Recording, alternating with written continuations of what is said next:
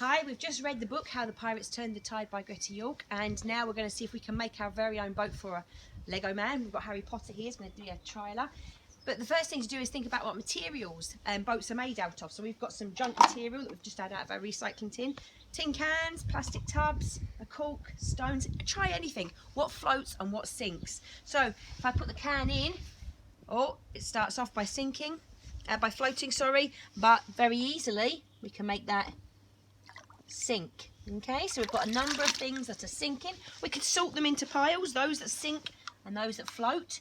And what about the shape of them? And there's some shapes that float much better. Cork, will it float? Sticks, do they float or sink? And what's the difference? Why does that happen? And rocks, and we've got some piece of foam.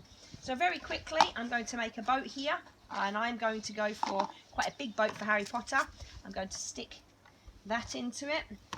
I've got some materials and packaging. This stuff here is really good, and I'll maybe make my sail out of some junk mail that came through the post earlier on today.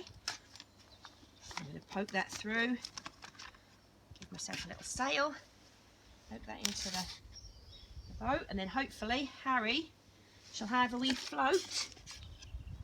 Now obviously you can take a lot more time to do this and do it right. Oops.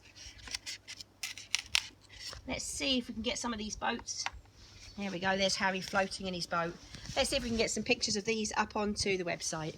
Have fun!